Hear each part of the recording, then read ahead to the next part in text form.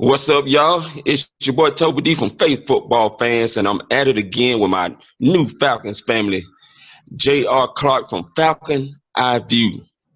And the draft now, ladies and gentlemen, it's over. It's in the books. Now, the Falcons got about 6 picks, and it's kind of interesting how they got the 6 picks because they didn't go all the way through round 7. But we're going to chop it up and break it all down as much as we can and talk about what we think about the players. And I'm going to start with you, J.R. Clark, with the first pick on Thursday night. You know, the funny part about the first pick during, my pre-draft, like the lead up to the draft, I barely even gave this guy a look because I was like, there's no way Takk McKinley's going to be there when we pick. So I didn't even bother. I was more focused on the guys who I thought were going to be there towards the end of the first round. And then you had that run on wide receivers early that pushed a lot of the defensive guys down the board some. So when the Falcons made that move up, at first I was like, okay, they're going to get Forrest Lamp. And when they pulled the trigger and got Takk McKinley, man, me and my homeboy were sitting there in my living room.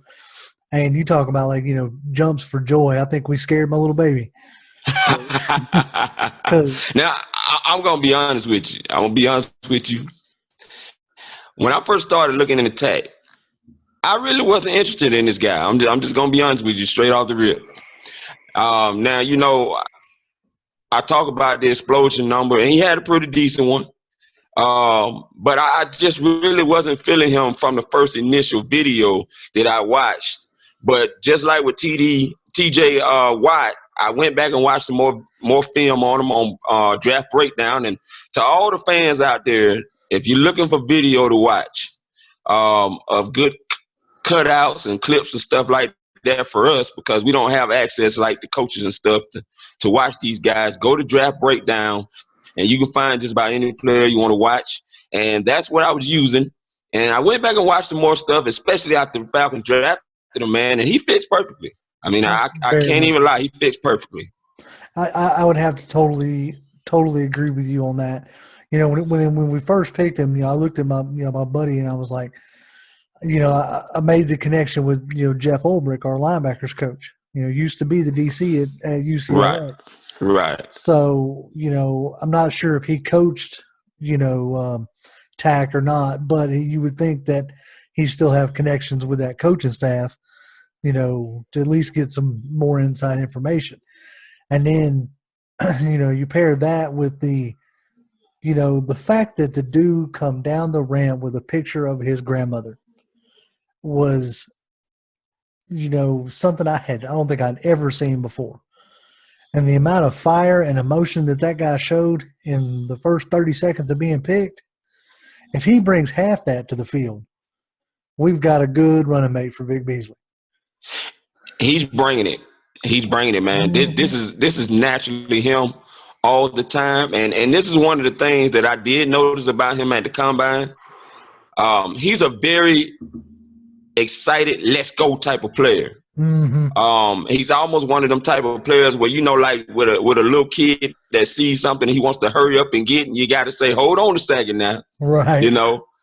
He's one of those types of guys, and I'm sure they're going to have to dial him back a little bit. Even he admitted as much during his press conference that he's got to be able to corral those emotions a little bit more and harness it on the field. And I see him as doing that, man. I think this guy, man, like I said, man, he has a high motor. I mean, him and Vic together, man, they're going to wreak some havoc, man. A quarterback is not going to want to see them on Sunday. Oh, no. They're just not going to want to see him. Mayock, because I watched the NFL Network. I did too. Okay, good. Some people watch ESPN and whatever. But I watched the NFL Network. I mean, even Mayock said, right out the gate, you better watch out in sub packages.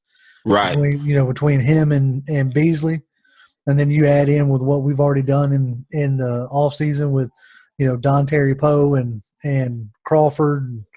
Yeah, Dan Quinn has definitely got some toys to play with now, as far as that defensive line goes.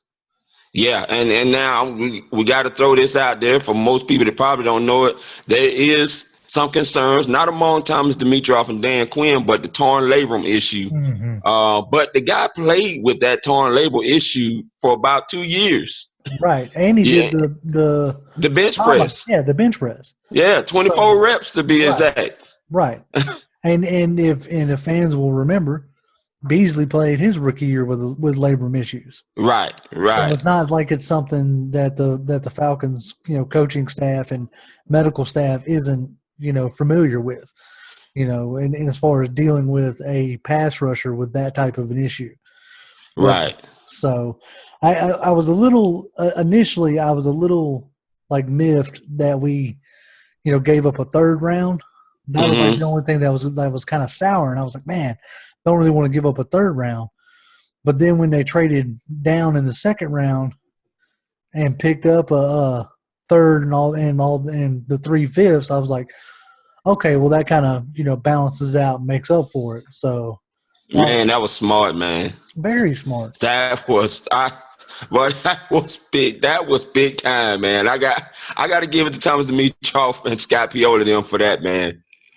Especially in this year's draft, that was deep at so many positions that we would naturally want to take a look at anyway, such as linebacker and tight end, and the only thing that it wasn't deep at was O lineman. Right. And you could tell. Yeah, you could easily tell because only one O lineman got took in the first round? That don't ever happen. Yeah, and that was at the end, and he probably could have won the second round. Ryan Ramczyk. Yeah. Mm-hmm. He could have won in the sack, but you leave it up to New Orleans Saints to do what they do, and that's to be dumbfounded as an organization that they are. I'm sorry. I know I'm Christian, but I just they just baffle me, man. But that's a whole nother podcast. We don't even want to go there. Oh no. But the other thing about Tacky is he's probably going to miss a little bit of time because unfortunately, those college rules with those finals and all of that stuff and graduation. He's going to miss a little bit of time. But the good news is the scheme that they ran at UCLA with Jim Moore is similar to what the Falcons run here. We know that Jim Moore and Dan Quinn are very close. They know each other very well. Right. So he's not – only thing really he's going to have to really learn is the defensive verbiage or whatnot. Right. But he pretty much going to be running similar stuff. And also you gotta factor in that he doesn't necessarily have to Vic kind of had to come in and be the man in a sense, right? Because when we drafted Vic, we didn't have a pass rusher, right? So Vic kind of had to be the man, right? This dude, Tack doesn't have to come in and be the man. So if for the first 5 to 6 weeks or 5 to 6 games or whatever, he's used as a situational pass rusher, then giving him time to get acclimated, that's not going to hurt us. We're in a position, the organization is in a position that as a Falcons fan, I have never seen. We have almost a complete roster going into the draft anyway. So almost all these picks, there's no pressure for them to be on the field from day one. Right. So, now the coaching staff has the luxury of letting these guys get in, quote unquote, when they feel like they're ready. I think we got extremely lucky last year, with getting as many starters as we got. That normally doesn't happen. So doing a good job as they did last year makes it even easier this year, Mm-hmm. Yeah, I have to agree. I would definitely have to agree 100% on that, man. And I tell you now, Dan Quinn and Tom Dimitroff have kept the same tradition that they have the previous 2 years, and they've drafted once again 2 defensive players back to back. Now, albeit this time around, it was interesting because they didn't have to draft this next player that I want to get to in the second round. They was able to move back and give the Buffalo Bills a chance to jump up in their spot, which was interesting, by the way, being that Sean McDermott is the coach over there, jumps over the Panthers to take a lineman, and then they come back and take an offensive lineman. Interesting. Right. No, yeah, But that was. but this next player, man, and another tradition of Dan Quinn. This is the third player that they've taken out of LSU that's a defensive player. Yeah. They took Jalen Collins in 2015, right behind Vic Beasley in the second round. Then they come back in the second round. They took Deion Jones, linebacker. And now they take this guy, Duke Riley. Yep. Who is essentially almost a Deion Jones clone. Yeah. Mm-hmm. Another somewhat undersized as far as the weight goes, but another fast sideline to sideline, linebacker, which is really actually becoming the modern day linebacker. It ain't gonna be too much longer, maybe another year or two before they're gonna quit labeling these 230, 240 guys as undersized. Right. I mean, because with the way the NFL is going now, with obviously the more pass happy, spreading people out, things like that, you got to react to that. And the reaction to that is faster, quicker, smaller, linebackers who can tackle. And that's what Deion Jones is. That's what Duke Riley is. There's these fast, sideline to sideline, type players. And right. I was, initially, because it was a couple of days before the draft where his name started kind of popping up, and I did a little bit of looking into him, not much, but of course when we drafted him, then I went and watched, as you stated earlier, the draft breakdown, which is an amazing tool, as far as just YouTube videos, and I highly recommend anybody watching those. But started watching a few games of the draft breakdown of this guy, and this dude's a player. Oh man, this dude is a player. All day. You talk about now you're able to, if Deion Jones for whatever reason gets hurt and has to miss a game, you're not losing production. You've got at minimum an extremely good backup. And at maximum, you have the ability of putting 3 extremely fast linebackers on the field at one time. With Devondre Campbell, Deion Jones, and it was almost like a full-on reaction to the James White in the Super Bowl, and then the Panthers drafting Christian McCaffrey. It was like, all right, you're going to draft McCaffrey, we're going to draft another guy who can track him down. Man, boy, I tell you, it's a beautiful thing, man. And I'm going to tell you, I tweeted this last night. I mean, doesn't this just make the Dontari Poe signing look that much better? Oh, yeah. You sitting here and you got Devondre Campbell, you got Deion Jones, and now you add Duke Riley. You talking about so many tackle for loss in the backfield, just blowing up plays, man. Just shooting straight up all them gaps, because when they hide behind Dontari Poe, you're not going to be able to see all those guys coming and blowing up the run play. Now also, if you can envision, if you want to envision, now imagine a double A gap blitz with Deion Jones and Duke Riley. Oh, yeah. Screaming through the middle. Most definitely. And that was something that they started doing, towards, midway through the season, started sending Deion Jones on those A-gap blitzes. Yeah. Yeah, well, they had to, because they still weren't really getting the pressure that they initially would have liked. So Dan had to be creative with them blitz packages. And I hope he continues to be creative. Right. Just because you end up, just because you got, possibly – a potential, bookend with Vic Beasley. I know in a zone scheme, you want to send just 4. I understand that. Because if you can get home with just 4, or at least create pressure on the quarterback and make him throw faster, given, not giving him the time to dissect the zone. I know that, I understand that that's the concept. But if you can still be creative and throw in a couple, blitzes here and there, that can be extremely effective. Right. I do agree. I do agree, man. But, like we've been talking about draft breakdown, a lot of the Falcons fans, if you've not watched film on Duke Riley, I highly urge you to go watch the Ole Miss game. Mm-hmm. He wreaked havoc in that game just all night long on Chad Kelly and everybody else that was in his way. Oh yeah, and if you want to go ahead and watch the Alabama game too, he didn't look like no slouch against them boys either. Yeah.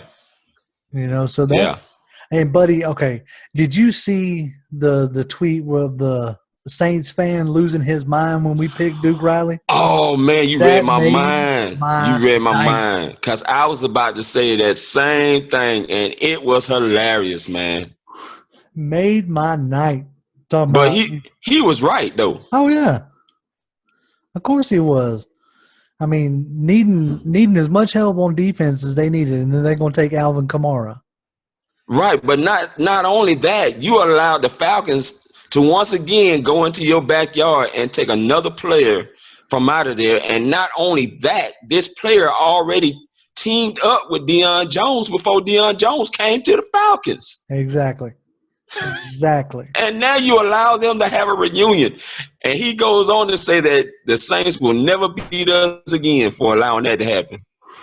Exactly. I mean, Sean Payton gets so caught up on his offense, that he just completely and utterly whiffs on the defense. I mean, yeah, they picked a cornerback, a good cornerback in the first round, but he picked a good cornerback that has hamstring issues. That dude's hamstring rolls up like a party favor. So I mean, I don't know. Don't get me wrong. I'm glad that they make those goofy choices. Dude, there was pass rush still there, man. Yes, there was. Derek Barnett did not go until the 14th overall pick to the Eagles. Yeah. Jonathan Allen did not go to the 19th overall pick to the Redskins, bro. Yeah. And you're going to take the cornerback. I understand you're going to do that, but, dude, this draft was deep with that. Yes, very much so. It was very much deep with cornerbacks. And then you wait to take Trey Henderson, I believe, in the third round. Mm-hmm. Or either it was somewhere in there in the third round, I believe, which is where he was projected to go. But still, that was just – you could have had a better pass rusher than him. Now, I like him. He was one of the players that I looked at, Trey Henderson from Florida Atlantic. Yeah, Trey Henderson, hey, I looked at him as well. He reminded me a lot of like a better version of Croy Bierman. Right. Very much just a effort motor guy. Which is great, except for that he went to the Saints. Now I don't wish him any whatsoever now. But yeah, no, I agree with you. You took a corner, and don't get me wrong, they desperately needed corners. But you took a corner when there was way better players that could have helped your team there available, especially in the pass rush department. But that's cool, though. I mean, what they wanted to do. Hey, go for it. Go for it. I'm not upset. So how do you feel about – because a lot of people thought that the Falcons were going to take a guard in the first round, and apparently the Falcons did not feel the same way, nor did they feel like those guards were as of much value as some of the players they apparently had above them, i.e. Tack, McKinley. They go in the fourth round and they pick up Sean Harlow. Yeah. I got to thinking about that after the first round, because I was like, all right, well, what are they going to do next, right? And things kept popping back up in my head. It was like something that Von McClure tweeted out. I think he tweeted it out. How the Falcons weren't as nearly interested in drafting a guard as the fans and the media were as interested in drafting a guard. Right. And also, Dan Quinn made the statement, towards the end of the season or after the season ended, that Wes Switzer was actually progressing very well. Mm-hmm. So now that I look back on it, I saw, there were signs there that said, maybe they wasn't going to take a guard, high anyway. And as we previously stated, this wasn't a very strong class for offensive linemen. Right. So either I'm glad to see that they didn't reach for somebody that they didn't necessarily believe in. Just because the media and people like me and you were like, oh, they got to take a guard, because we're reading everything else that's on the internet saying that they have to take a guard, doesn't mean that they thought that they had to take a guard.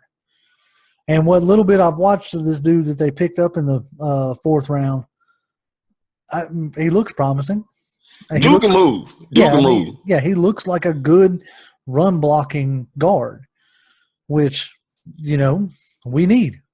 Yeah. So I'm happy to let him battle it out with Schweitzer and what's the dude that we picked up from Indiana? Hugh Thornton. I keep wanting to say Thompson for some reason. And Ben Garland. Now, look at what the Falcons just did, though.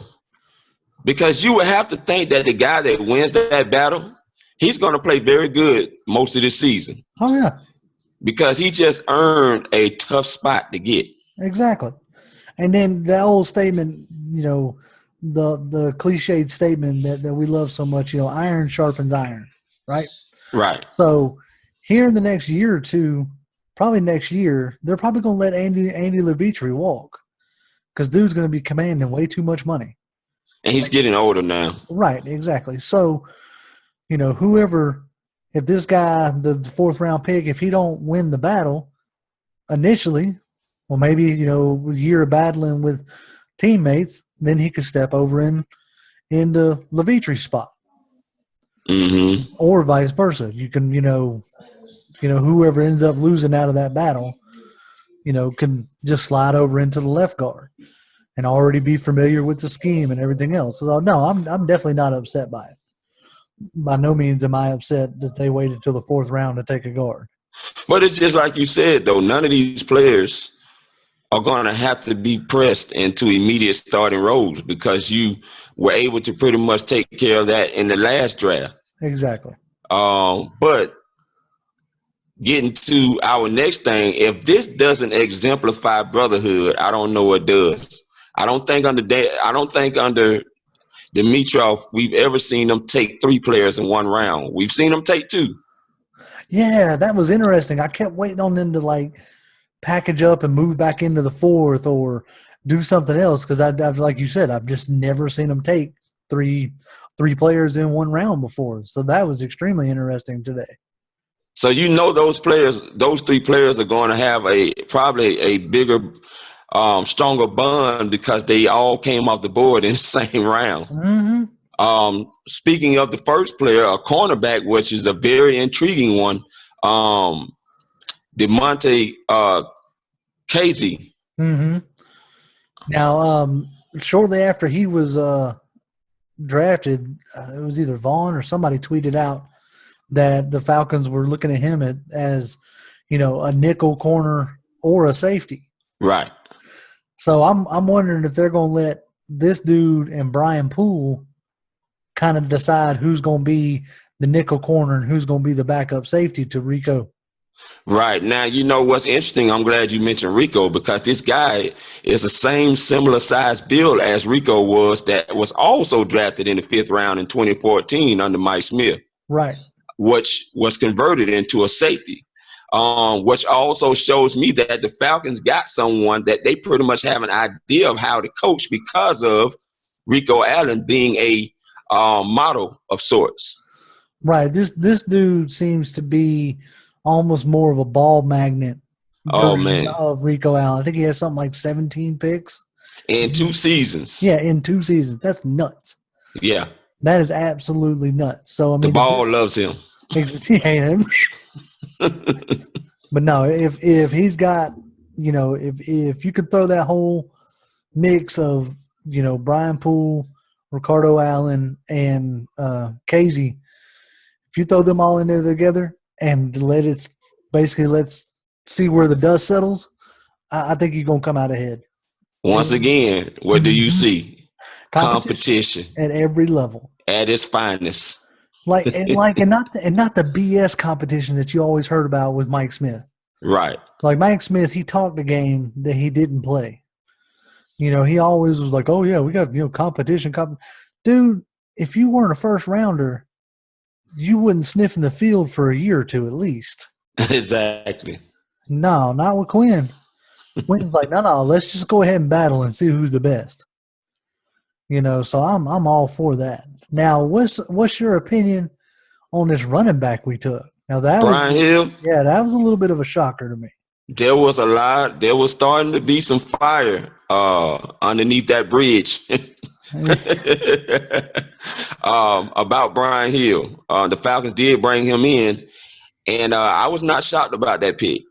And I'm just going to tell you who he reminds me of, and I know people are not going to agree.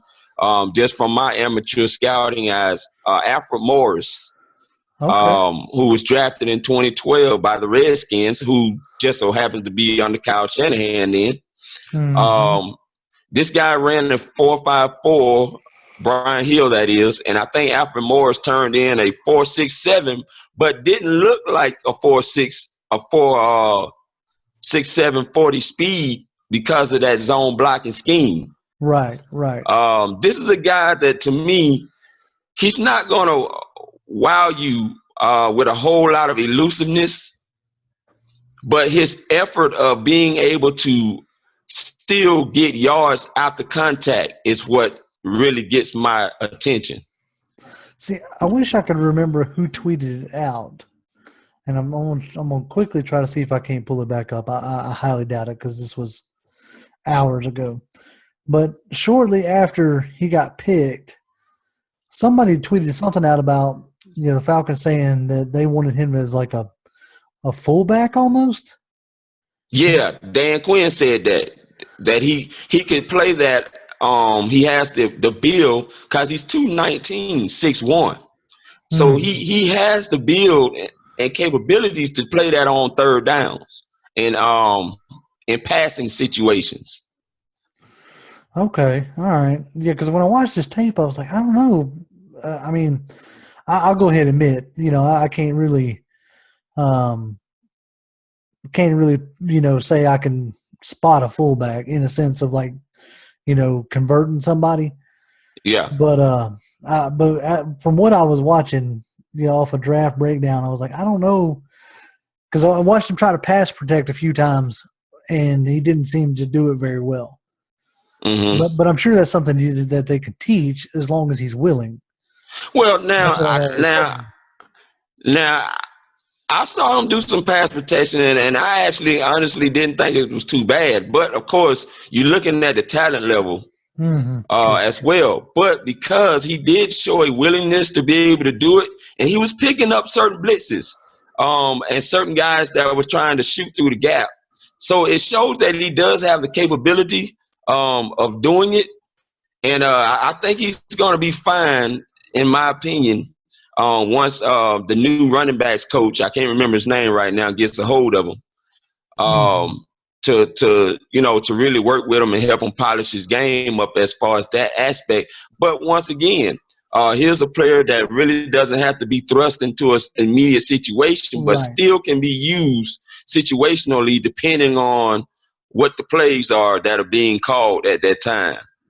Very true. Now that's, and I also wonder if this guy is not also like an insurance policy, because I know they're going to try to re-sign Devontae. They've made that pretty much clear, right? That they're going to try to re-sign Devontae Freeman this summer. So I'm wondering if Coleman continues to ball out. Now you can't pay two guys top money. Right. Somebody's going to have to go. Right. Exactly. Not when they're essentially splitting carries. So if the trajectory keeps going the way it's going, where Devontae's the lead and, Coleman's the kind of change of pace but still really good, I could see another team offering him a lot of money. And then in that case, then you have this dude, Brian Hill, ready to step in and take a bigger role. Right. And what was interesting about that, they did say that they want to work on his route running and pass catching. Oh yeah, So that's kind of interesting that they, because look at what they did with Tevin Coleman, man. This is a guy that normally never caught the ball in college. Yep, that was something I was just fixing to bring up. I mean, look what they did with Coleman. His first year, dude couldn't catch a cold. His second year, dude's catching anything that comes his way. Yeah. So. And I'm gonna tell you the other thing I like about Brian Hill is he has ball security, and isn't that something that Dan Quinn preaches heavily? Ball security. Oh yeah, he's about that ball. And I think they say he's only fumbled once in his career. I think so. So yeah, I mean, I watched a little bit of his tape today, which I'm going to dive into more, as the off season progresses. Try to do like a little video for pretty much every one of our picks. Yeah. But yeah, what I saw from him, other than, like I said, a few times where he didn't hold up too well against a rusher coming around the edge or whatever. But but as long as what I was trying to say before, not that I thought he was bad at it, as long as he's willing. Right. You can't teach a willingness to block. Yeah. So as long as he's willing, you can improve his technique. So that much I'm not concerned about, as long as he's a willing blocker. So, but no, I'm interested to see what kind of role he carves out. Yeah, and you know what? I'm glad you mentioned something about fullback, because this brings us to our last guy drafted in the 5th round, the tight end from Drake, Eric Salbert. Right. What you think about him? Okay, so I saw a lot of like conflicting things pop up. People were like, "Oh, he's a pass catching tight end," and then a lot of people were like, "Well, he had drop problems." Then I went back and watched the draft breakdown from the Shrine game, and Mayock even said, he watched 5 games, and in 5 games he dropped 5 balls, like one a game. But then I watched some video, and he's making like crazy athletic catches. So is it on him or is it on the quarterback? It's hard to tell at the level of competition that he was playing. But what I did see from him is a very much a Jordan Reed kind of, more of a pass catching tight end than a inline tight end, which is fine, because you have your blocking tight end for the next 3 years in Levine Toilolo. So if anybody thought we were going to go out and get another, blocking inline tight end, I don't know why you would think that. We just paid this dude $12 million to essentially block. Right. So, now, go ahead. My bad. No, it's all good. So I'm just saying, from what I saw, I'm encouraged by the catches that I did see him making, and the route running ability that he does have. I'm game for that. So I was encouraged by seeing, that level of production. Now I'm gonna say this. I'm gonna actually go with a future Hall of Famer. And I know some people probably gonna slap me for this comparison, but I truly think this guy has the makings of an Antonio Gates, man. I really do. So? Oh man, I really do, man. If you look at how he gets out on his routes quickly, which allows Matt Ryan to get the ball out of his hands quickly. Right. If he can just shape them hands up, because he can go and get the ball at the point of attack. He's definitely a guy that looks like he can run a 30-yard route and you can get the ball to him fast. Now, most of the routes I've seen him run was mainly, 20, 25, yard out routes or whatnot. But dude looks pretty good. If he can just polish that up, I just know Wade Harmon is really going to get this guy together, man, because Wade Harmon has done a beautiful job with the guys that he had, with getting Hooper ready. We know Tammy was a vet, so it was no thing for him. But when you're getting guys like Hooper ready, TJ, what his name? Talavea. Yeah, Talavea. DJ Talavea. And then getting guys like Joshua Perkins ready. I mean, they made contributions. Yeah, exactly. And that's another thing. It's almost like, the mantra of this draft was, people are going to shake their head when I say it, but I find it encouraging, was like this was a depth draft. Right. This was, we need to add quality depth players with the potential of them being greater players down the line. And I agree. And that's the way when I first saw this guy, looked at a couple, like I said, I hadn't really had a chance to dive deep into it yet. Looked at a couple draft breakdowns, and that was immediately what I thought. It was like, okay, you got Hooper in place as the pass-catching tight end and blocking tight end. You got Tololo in place as the blocking tight end. Perkins started coming on a little late, in the season as a pass catcher, and he also has familiarity with Sarkisian because that was his coach in college. So, you got three guys right there, right? Then you got backups in DJ Talavea, and now this guy, Eric Sherbert. So, with that being said, that's a strong tight ends room right there. And I've got no problem with if Sherbert comes in and gets the better of Josh Perkins, so be it. So I'm game, like you said, I'm game for this whole draft. Has been what I've been wanting us to be able to do for years now. Yeah, I agree. Now the other thing that I found interesting though, if you listen to any of Thomas Dimitroff clips on when he was talking about why he and Dan Quinn selected a certain player, another interesting thing about Eric Salbert was that they're looking at him as a move tight end, which means he can play a halfback or a fullback role and just move all over the place, which may also explain why they didn't throw match Buffalo Bills with Patrick DeMarco, because they're probably going to use the tight end to serve as more of those roles. Well, this is something that I stated shortly after we hired Sarkisian. Sarkisian is more familiar with and more – he likes the three tight end set. Mm-hmm. So in a three tight end set, you need a pass-catching tight end, you need a blocking tight end, and then you need a move tight end. Right. That's what made – when they did it, that's what made the two tight end set for the Patriots so effective, is that Aaron Hernandez and Rob Gronkowski were both extremely good at catching the ball and extremely good at blocking. So you didn't know which one was going out to catch the ball and which one was staying in the block.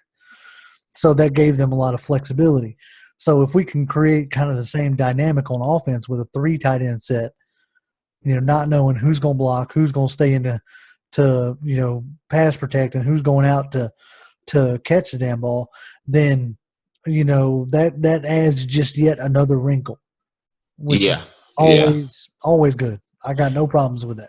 And since we run 13 personnel anyway, which is the three tight end set, Kyle Shanahan ran that, so that's going to be very intriguing for Sarkisian because it's already in the playbook. Now he will probably add on to it and expand it, that package, a little bit more with some other things in there that he knows of that's probably in the playbook to make that package even more dangerous with the 13 personnel. But we killed people when we did run that. Yeah, exactly. What they did by picking this guy out of Drake is gave that flexibility even more so with the packages that they run, whether it be the 12 personnel, whether it be 13 personnel, and it allows them to swap people in and out to not allow teams to key in on anybody. Now, before we go too far with that, I feel the need, because some people don't know that stuff with personnel groupings like we do. And if you are a fan that's listening and you don't really understand what that means, basically all it is in simple terms is you're counting running backs first and then your tight ends. And then from there, you count the other receivers, basically totaling out of 5 total eligible receivers on the field.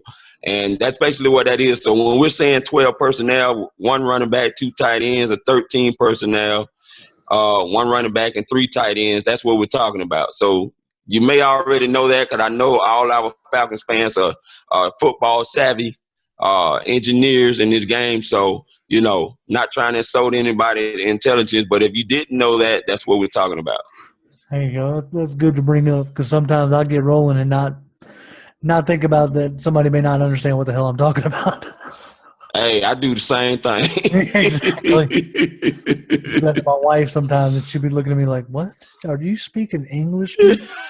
Like yeah. I promise you, it's English. Well, I get that all the time too. So,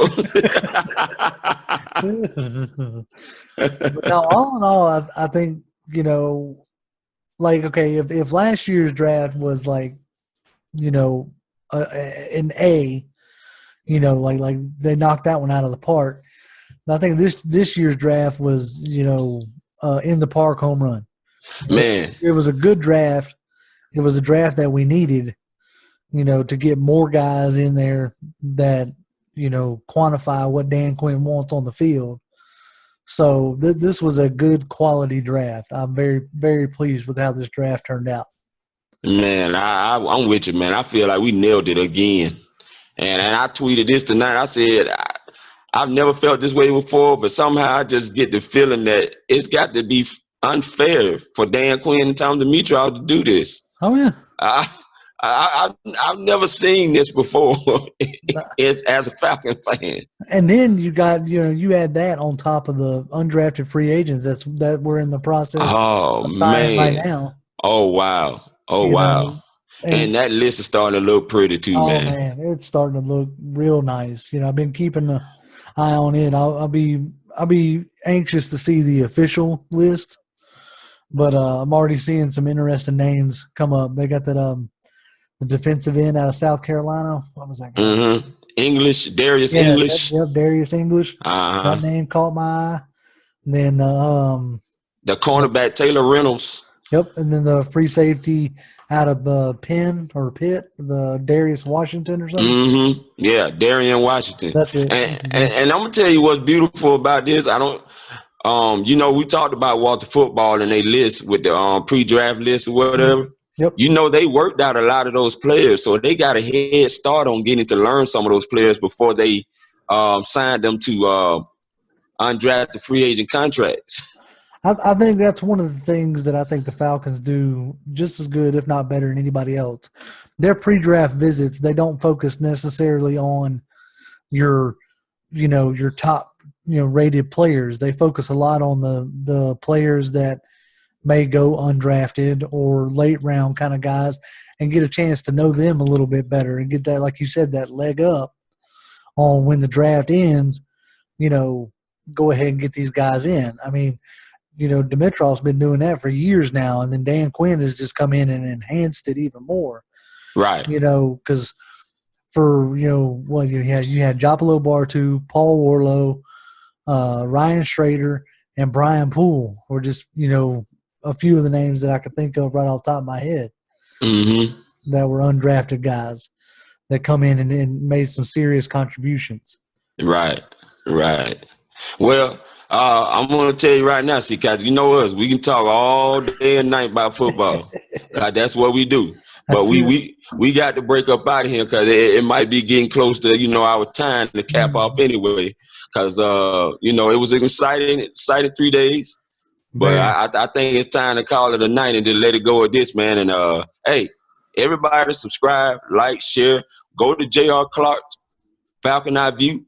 Check out my page on Faith Football Fans. And every now and then, like I said, me and my new family in the Falcons, we will come on and get together and talk about the Falcons and hope that you subscribe to, if you're liking what we're talking about.